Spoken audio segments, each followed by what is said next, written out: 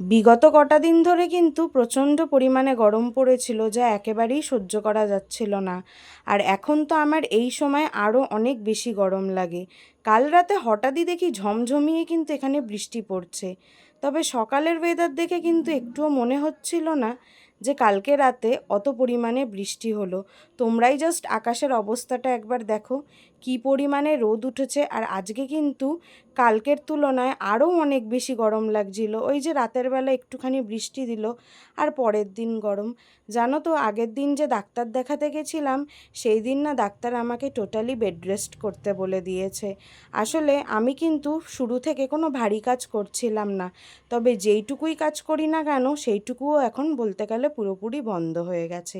আজ আবার যেহেতু শনিবার ছিল, তার উপরে দিদির অফিসও ছুটি ছিল, তাই দিদি বলেছিল আজকের ব্রেকফাস্টটা কিন্তু ও বানাবে। এবার আমি ওকে বললাম যে আমাকে কিছু কাজ অন্তত দে, আমি বসে বসেই করি। তাই আমি ওকে কেটে কুটে সব গুছিয়ে দিয়েছিলাম, আর ও কিন্তু ব্রেকফাস্টটা করেছিল। তারপরে কিন্তু কিছু ছোট ছোট কাজই মায়ের হাতে একটু এগিয়ে দিয়েছিলাম। আর এরপরে জিজু বাজার থেকে এসে বলে তোপসে মাছ এনেছি, ওটারই আজকে ফ্রাই করা হবে, আর পোনা মাছ খাবো না। তাই কিন্তু পোনা মাছটা ধুয়ে আবার তুলে রাখা হয়েছিল। আর এই দেখো, আজকে কিন্তু আমাদের গাছ থেকে একটা আম পড়েছে। এটা পড়েনি, এটা ছিঁড়ে আনা হয়েছে। আরও একটা আম মায়ের হাতে ছিল, সেটাই কিন্তু পড়ে গেছিলো। এই যে এই আমটা কিন্তু পেকে গেছিলো। আর এই আমটা না খেতেও কিন্তু অনেক মিষ্টি ছিল। আর জানো তো, আমার বর কোনো দিনও তোপসে মাছ খেত না। আজকে ফ্রাইটা মা এত সুন্দর করে বানিয়েছিল যে ওর খেয়ে সত্যিই খুব ভালো লেগেছে।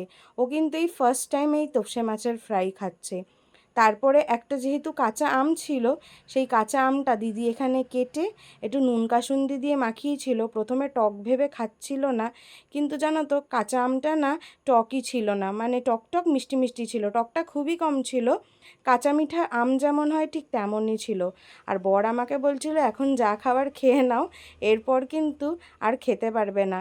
মানে মাও বলেছে যে অপারেশনের পর কিন্তু কোনো টক জাতীয় খাবার খাওয়া যাবে না, তাই এখন কিন্তু মন ভরে খেয়ে নে। আর এই টুকটাক খাওয়া দাওয়া করতে গিয়ে কিন্তু আজকের দুপুরের লাঞ্চটা খেতে খেতে প্রায় 2-2:30 বেজে গেছিলো। লাঞ্চে ছিল গরম ভাত, প্লেন ডাল, তার সাথে ছিল আলু চোখা, তোপসে মাছ ফ্রাই, আর ছিল গন্ধরাজ লেবু। খাওয়া দাওয়া কমপ্লিট করে কিন্তু এখানে আমরা আইসক্রিম অর্ডার দিয়েছিলাম, যেটা জিজু কিনে দিয়েছিল। আর এই দেখো আমার দিদুনও এসছে, আর সবাই মিলে কিন্তু বসে আইসক্রিমটা এনজয় করছিলাম।